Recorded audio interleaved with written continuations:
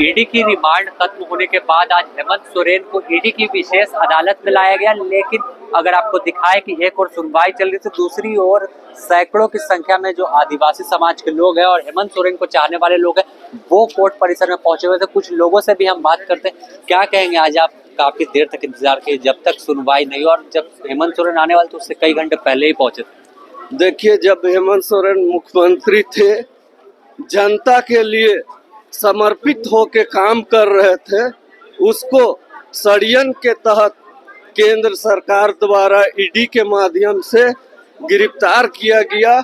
उसके बाद आज जब कोर्ट लाया गया यहाँ ईडी के माध्यम से, और रिमांड के लिए 7 दिन का जबरदस्ती, कोई साक्ष्य नहीं, कोई प्रमाण नहीं, और जबरदस्ती 5 दिन का रिमांड, और जज साहब भी दे दिए। यहाँ तक कि जिस रूम में बैठाया गया, उस रूम में ना बिजली था और ना यानी पानी का व्यवस्था था।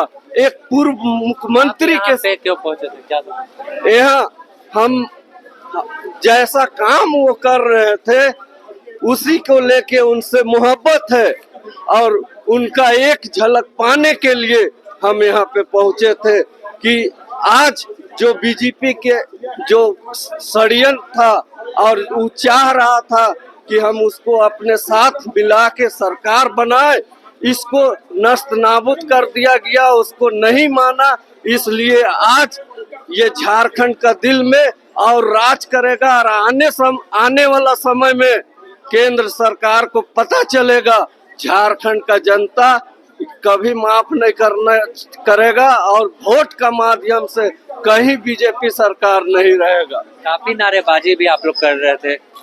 देखिए, ये ईडी की नाकामी है कि जिस मुद्दे पर वो लाए थे उस मुद्दे से भटक के दूसरे मुद्दे पर आ रहे हैं। ये नाकामी है, और ये केंद्र सरकार की भी तानाशाही है कि जिस तरीके से अभी पता चला है कि हेमंत सोरेन जी के द्वारा कि मतलब उस रूम में बहुत दिक्कत हो रहा है, उन्हें परेशानी हो रही थी। मानसिक परेशानी देने का सिर्फ केंद्र सरकार और ईडी काम कर रही है, और इसके अलावा कुछ नहीं है। कोर्ट में हेमंत सोरेन की तरफ से क्या कुछ कहा गया है? ये हेमंत सोरेन की तरफ से यही कहा गया है कि मुझे बेसमेंट में रखा गया है, जहां धूप का और हवा पानी का वेंटिलेशन नहीं है, जिससे मुझे दिक्कत हो रही है, मेरा स्वास्थ्य में असर पड़ रहा है। यही बात कोर्ट ने अपना फैसला वही दिया कि 5 दिन और रहेंगे। नहीं, कुछ भी नहीं कहा कोर्ट ने, कुछ भी नहीं कहा उस पर।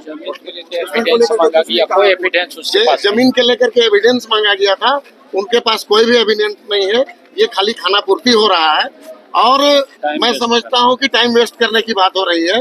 दूसरे तरफ मैं यहाँ आपके चैनल के माध्यम से ही अपने आदिवासी भाइयों को कहना चाहूंगा कि बहुत सारे भारतीय जनता पार्टी के नेता जो आदिवासी जमीन लेकर के और कब्जा किए हुए हैं और उस पर आलीशान मकान और महल बनाए हुए हैं, सभी आदिवासी भाई अपने अपने जमीन का खाता खतियान जमा करके और इसी ईडी के कोर्ट में जा करके डेली 500,000 की संख्या में जा करके आवेदन दे कि मेरी जमीन का भी लूट हुआ है, विभिन्न नेताओं के द्वारा इन पर कार्रवाई होनी चाहिए। साफ तौर पर जो समर्थक है वो आपको दिखाए तो कोर्ट परिसर में पहुंचे हुए थे, और जैसे ही हेमंत सोरेन को लेकर ईडी के अधिकारी पहुंचे तो लगातार जो नारेबाजी थी वो की जा रही थी। हेमंत सोरेन जिंदाबाद और जेल का ताला टूटेगा, हेमंत सोरेन छूटेगा जैसे नारे जो तमाम समर्थक थे वो लगा रहे थे। और साफ तौर पर आपको दिखाया तो सुरक्षा के भी कड़े इंतजाम किए गए थे। सीआरपीएफ के जवान ईडी के अधिकारी के साथ मौजूद थे। इसके अलावा अगर बात कर ले तो जो झारखंड पुलिस के रैप है, जैप है, उन तमाम जो जवानों को तैनात किया गया था। बने रहे आप द न्यूज़ पोस्ट के साथ। इससे जुड़ी तमाम अपडेट्स हम आपको रूबरू कराते रहेंगे अपने सहयोगी उमंग के साथ। Sameer the news post.